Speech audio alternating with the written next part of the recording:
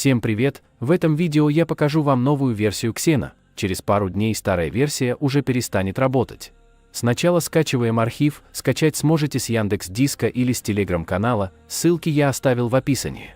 Затем открываем архив и выносим папку с читом на рабочий стол, как в видео. Открываем папку и запускаем файл xena.exe. Теперь наш чит установлен, далее заходим в Roblox. У меня это будет режим Murder Mystery 2. Также хочу вам сказать, что скрипты на множество режимов без ключей сможете найти в моем Telegram-канале, ссылка в описании. Теперь открываем чит и нажимаем на 4 квадратика и цепочку, как в видео, далее вставляем наш скрипт на режим и нажимаем кнопку Execute.